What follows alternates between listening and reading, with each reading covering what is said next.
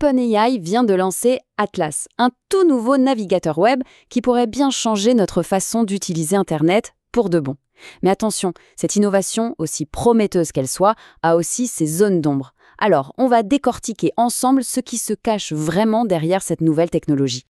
Bienvenue dans La quotidienne de l'IA, la rubrique du premier site d'information sur l'intelligence artificielle. Je parle bien sûr d'ia-info.fr. Pour cette analyse, on s'appuie sur un article vraiment très éclairant de Didier Taormina qui a été publié en novembre 2025. Alors, quel est le programme ? D'abord, on va découvrir ce qu'est vraiment Atlas. Ensuite, on verra comment il s'attaque de front à un géant comme Google. Après ça, on plongera dans le sujet qui fâche un peu, nos données personnelles. Et on finira par se poser une question essentielle, comment tout ça va transformer le web qu'on connaît ? C'est parti pour la première section, on va parler d'Atlas, le nouveau navigateur. Et attention, ce n'est pas juste un outil de plus, c'est une vraie tentative de redéfinir complètement notre expérience du web. Alors, Atlas, qu'est-ce que c'est exactement ? Pour faire simple, c'est le nouveau-né d'OpenAI. Et sa grande particularité, c'est d'intégrer ChatGPT directement au cœur même de la navigation. Le but, nous assister en permanence. Et concrètement, comment ça marche ? Eh bien, c'est assez simple, ça se passe en 3 temps. D'abord, on navigue sur une page, comme d'habitude. Pendant ce temps, en arrière-plan, ChatGPT analyse tout le contenu en direct. Et hop, une petite barre latérale apparaît qui propose des résumés ou même qui peut automatiser certaines actions. C'est comme avoir un copilote en permanence. Côté pratique, pour l'instant, Atlas est réservé aux Mac assez récents, ceux avec les puces Apple Silicon. Mais pas de panique, les versions pour Windows, iOS et Android sont déjà prévues.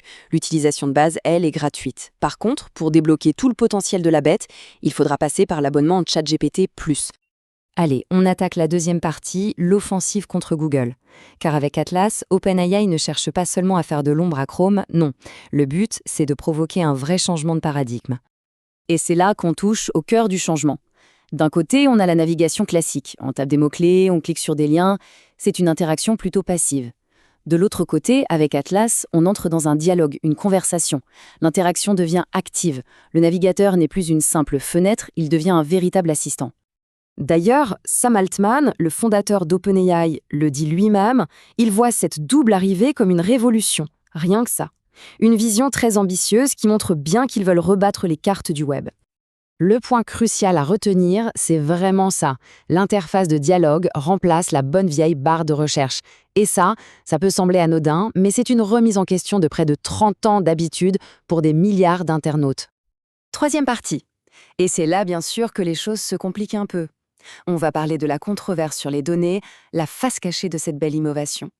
Toute cette assistance, cette efficacité, c'est formidable, mais ça a un prix. La question, c'est lequel ?